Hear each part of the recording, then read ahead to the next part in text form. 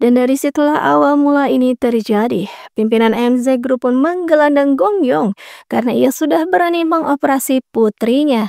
Sudah mah putranya tak bisa punya anak, kini putrinya pun juga sama. Maka dari itu Gong Yoo pun dipecat.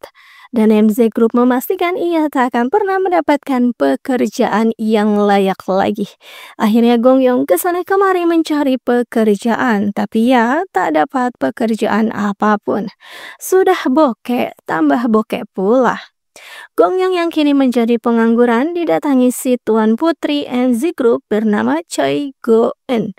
Gong Yoo pun emosi karena wanita itu dan ayahnya lah hidupnya jadi tak karuan begini. Ingin rasanya membalaskan dendam, Gong Yoo pun berapi-api begitu.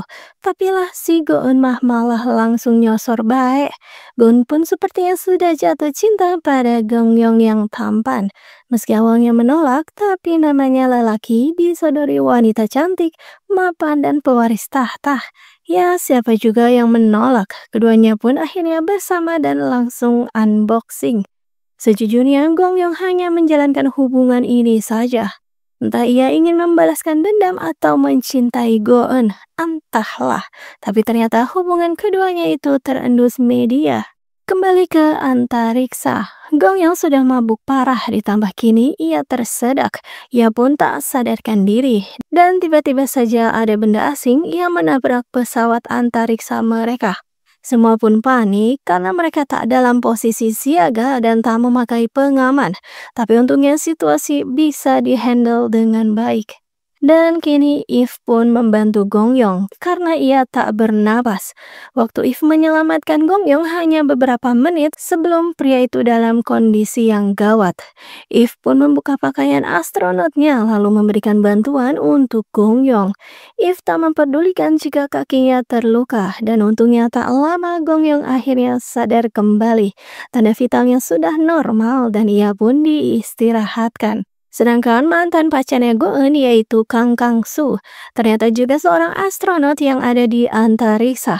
Go-eun kesal sekali karena ditelepon mantan pacarnya itu. Ditambah ayahnya ternyata masih memberikan restu pada mantannya itu. Gong Yoo pun bercerita jika tadi ia melihat mayat seorang astronot, tapi ternyata tidak seperti dugaannya karena itu adalah satelit yang dipakaikan baju astronot. Dan satelit itu juga lah yang tadi telah menabrak pesawat mereka. Gong Yoo pun merasa bersalah karena menolong dirinya, Eve jadi terluka. Jadi dengan sedikit pemaksaan meminta Eve untuk tetap diam. Dan Gong Yoo akan menjahit luka di kakinya Eve.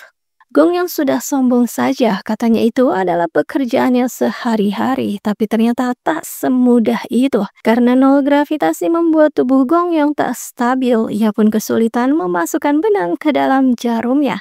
Menunggu cukup lama hingga akhirnya Eve pun mengambil alih dan beres. Dengan mudah Eve memasukkan benang itu ke dalam jarumnya.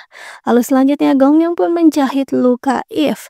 Tapi lah si Gong Yoo malah sudah terpesona pada jari kakinya Eve. Bumbu-bumbu pengkhianatan cinta sudah tercium.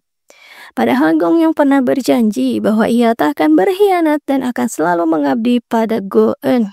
Dan Eve juga bukanlah wanita lajang, ia memiliki hubungan spesial dengan teman kerjanya yang ada di bumi sana, bernama Park Dong-ah. Dan episode 1 pun berakhir di situ.